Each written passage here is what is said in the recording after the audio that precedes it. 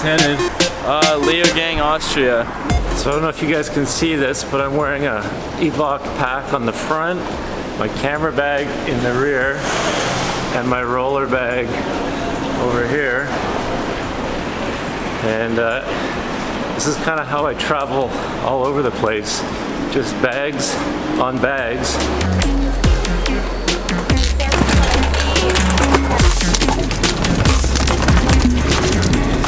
So that was a little bit sketchy. I was vlogging through security there, not really paying attention, and the security guys freaked out, grabbed my camera, made me go through my footage and make sure there's nothing from security. They did not like that, so don't film in security lines, people.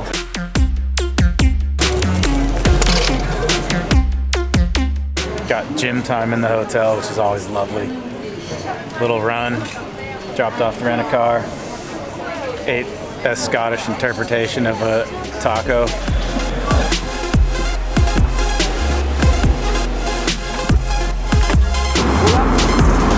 Alright, just landed here in Munich. Looks like it's a nice night for a little drive to Leogang.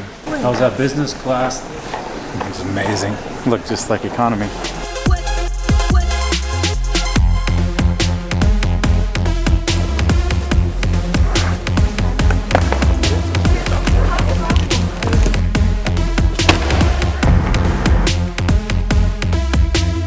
A few of you have been asking how Jordi sets up suspension for lightweight female riders versus the men.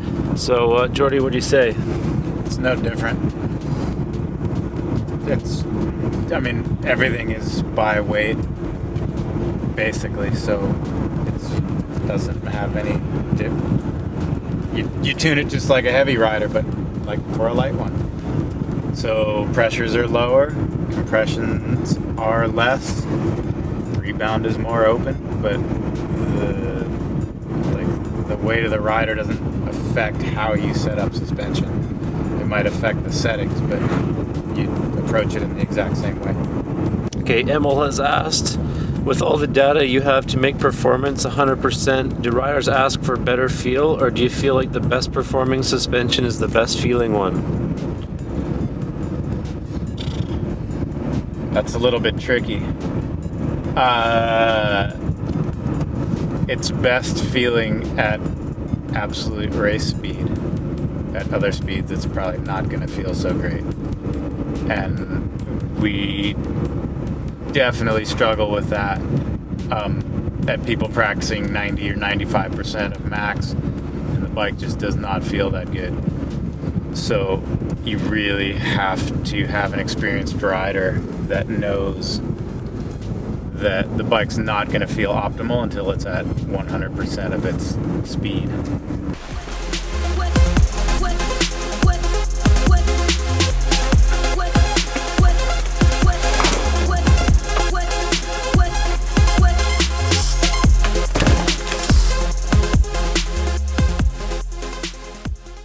Good morning and welcome to a sunny and beautiful Leogang, situated here in the Austrian Alps for the 2019 UCI World Cup Downhill.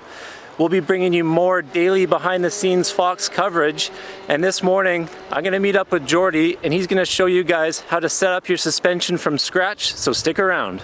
Hey, it's Jordi and we're here in Leogang. That's our hotel down there with the pool on the roof. A little bit of a change from Fort William. It's also sunny. Sweating a little bit. And I'm going to give you a quick trail side reset of your suspension. Like if you don't know where you are and you don't know what you're doing, or even if you do. Well, I don't really know what I'm doing either, but I'm going to basically get you set up so that you're not far off. So here's some basic tools you'll need to do your quick setup. The only thing we're missing is a top cap wrench to do the volume spacers, but we'll run you through that later this week when we get the truck set up and get some time here in Leogang. The first one is nice digital pump. These work well, batteries replaceable, they last quite a while. A nice little scale that has easy to read numbers, nice square edge so you can get it right where you want it. Tape measures also work, but they're not quite as easy. You don't need one this long, but whatever.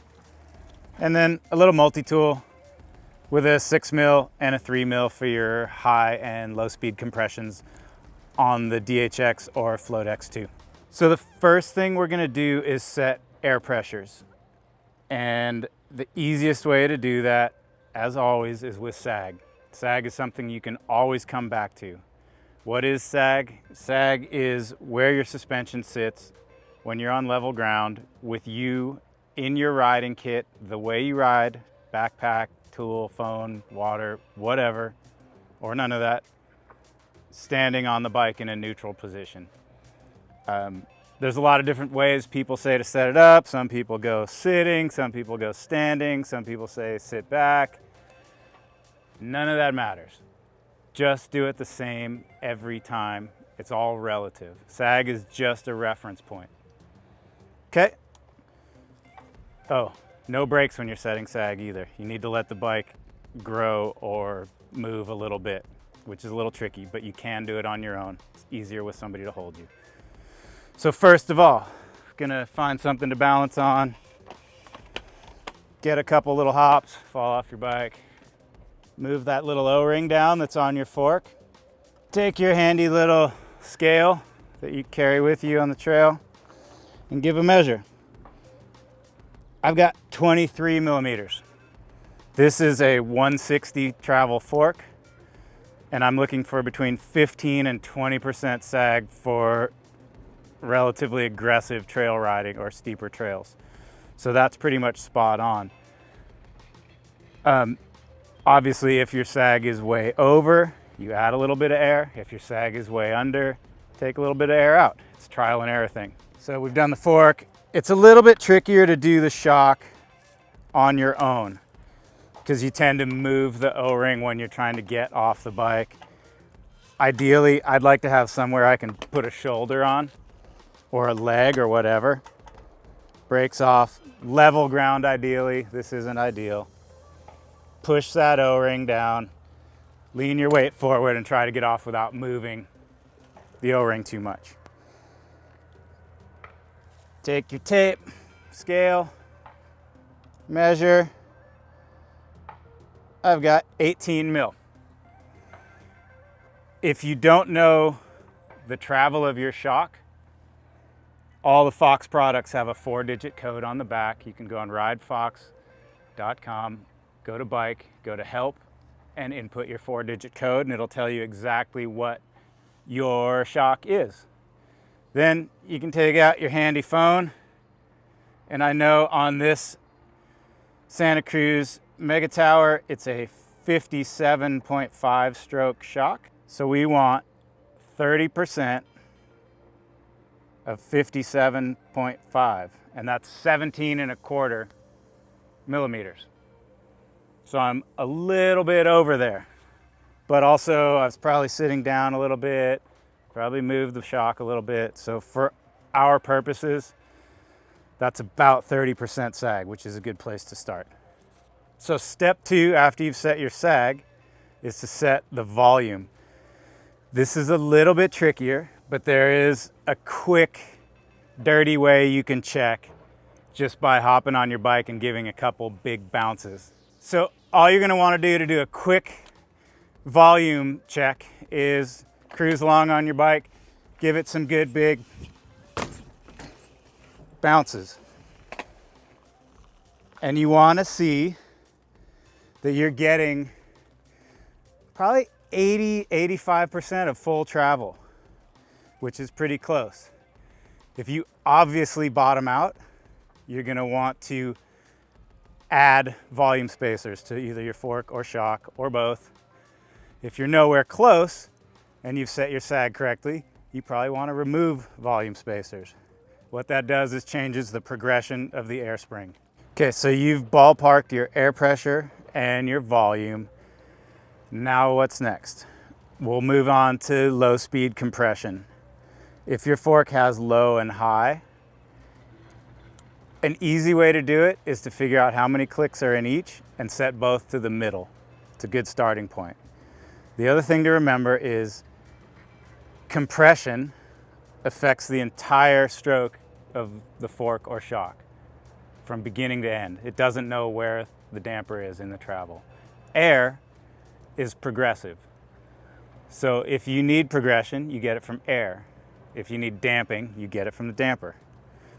So with our compressions in the middle, low speed compression is your very low frequency movements. Tapping the brake, shifting the body. It kind of sets the average balance for the bike. What I do is find a little trail that you're comfortable on, something quick and easy.